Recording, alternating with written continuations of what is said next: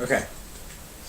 Think about all the possibilities you could do with an extra $15,000. That's a lot of money. $15,956 happens to be how much the average household in America is in debt due to credit cards alone.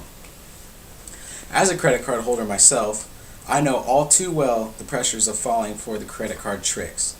Buy now, pay later. It sounds great. Until the bills start rolling in, that is.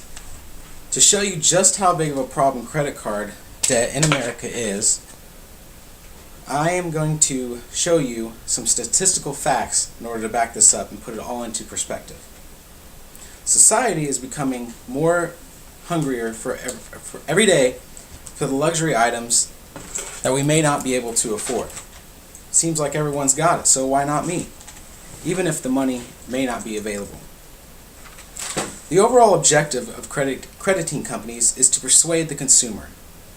Credit companies do not care how financially stable or old you may be, or even if the targeted customer is interested in owning their plastic. A former MBNA call center worker told CNN the company practiced aggressive selling, including pushing large cash advances that would get the customers to max out their cards. Workers were trained to look for trigger words like, "I'm in financial difficulty," or "I can't make my payments," and push large cash advances to those customers in particular. Debt in America is a big problem. Loaning too much money on credit may just be the cause of consumer debt in America. Most of the people filing for personal bankruptcy have substantial amount of credit card debt. Credit cards are a good 70 to 80% of the reason for people filing for bankruptcy. In the past, banks and credit companies have had the trouble of dishing out money to consumers that simply cannot afford to pay back. 3 out of 5 families now carry a balance on their credit cards monthly. The average interest rate with the balance on the card is a whopping 12.78%. That's a lot of extra cash being added each month with little going towards principal. The average debt has risen from over $12,000 in 2002 to nearly $16,000 presently. Credit card debt is also pushing more middle and low class people into bankruptcy. It's estimated that 1.1 million people each year will file for bankruptcy due to credit cards.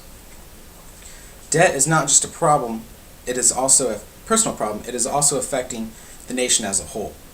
Consumers should not rely on plastic payment method to get themselves by, because in all actuality, they will just eventually hurt themselves.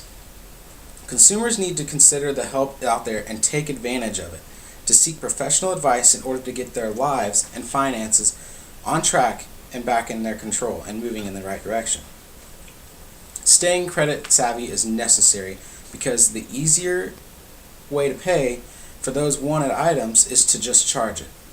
Almost $1 trillion of credit card debt is out there right now, and as more consumers keep spending on their credit cards, that amount will rise as well. So, through understanding the negative effects of having a credit card, it is my hope that you take these facts into consideration. So the next time you're out shopping or you're thinking you need that TV, just stop and think, is it all worth it? If you have to pay on credit, the answer should become clear. Obviously not. Thank you.